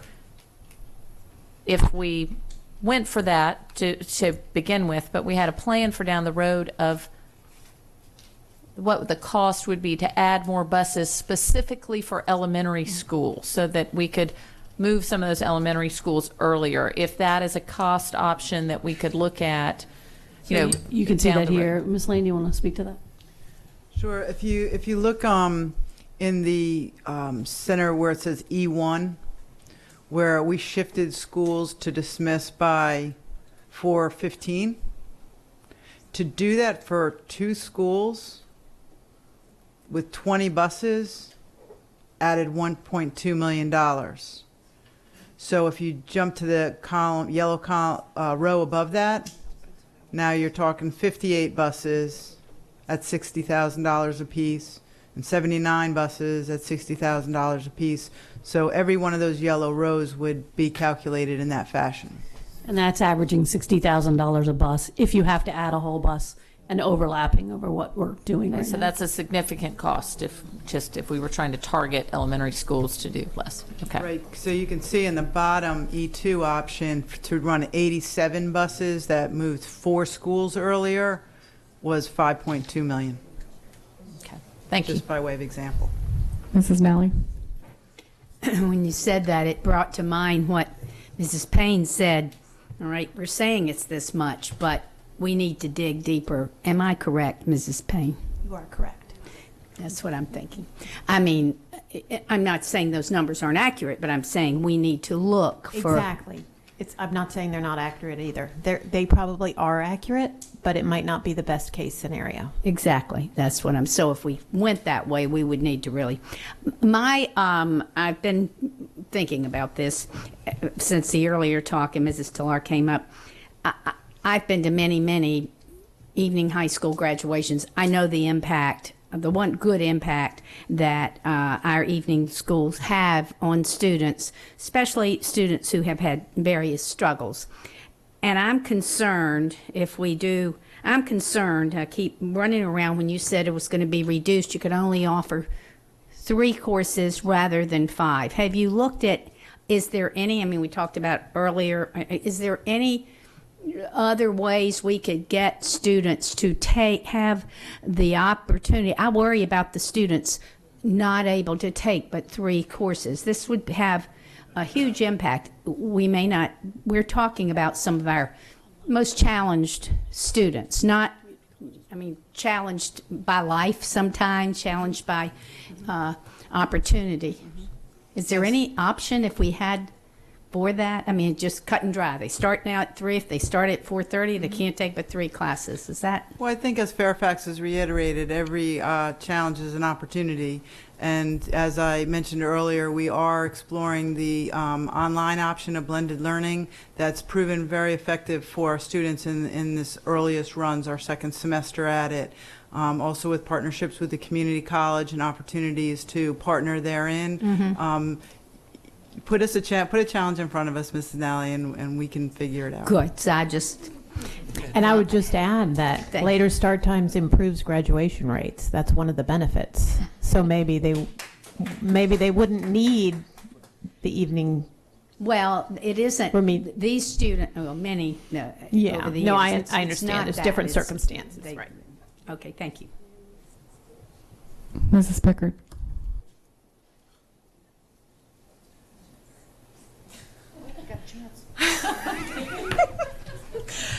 This tonight is the first time I've ever spoke from my seat. On the the floodgates have opened. Just to piggyback on what Mrs. Hummer had stated about teachers, as I have visited schools and some of the elementary schools that have currently a late start time, a principal indicated to me quite clearly that she would have 10 teachers who would leave if that school started any minute later. And that is a huge concern, and it's a stakeholder group we have to tap into as we make these decisions. We cannot just pass them by. Absolutely. If I can just add to that, if you wouldn't mind, Madam Chair, President, the deal on that is it's very emotional and very individualized concerns that are being raised with that. We heard a lot of that resistance as well. You know, it's kind of amazing to me that when we talked about testing and assessment of students, it's one thing, but when we go back to our teaching professions, which are amazing individuals that do incredible things each day, the teaching and learning that goes on in the classrooms, and we start talking about testing them, we get all this instant kind of pushback in a sense. This change was not without that same type of, I'm going to lose 20 of my best teachers. You know, we didn't see that to come to fruition. And the way I look at that is, for me, I felt professionally as I failed in the attempts to assuage all of the individual concerns in my communication outreach. We reached out to our teachers and our professional staff. We met with the individual representative groups of those and heard about some of the concerns, some about the shared programs. And we took the feedback that we got very seriously to try and address a lot of those issues. And some of it was just a part of that change. And as I said about it being individualized, there was daycare, there was, you pick it, you name it. Well, I really do appreciate what you're saying, but these were not just fear of change sort of things. This would impact their students or their children go to school at 8 o'clock, or they have their personal situation. Their personal. It's not just I don't want to start my school day at 9:55. It's like I won't be able to pick up my child after school. Right. And even though I love the current school I'm teaching in, I would like to voluntarily transfer to another school that doesn't start in. I don't think y'all's elementary schools would start that late as one of these options. No, not 9:55. That's insane. We've already kept everybody about 30 minutes past the time we said we would end. But I just want to thank everyone who came out tonight, especially those of you that have to come back tomorrow night. We've learned a lot. We've asked a lot of questions. I'm not in that group right now. No, you're not in that group. You guys are okay. But we really very much appreciate your time and all of your expertise, so thank you.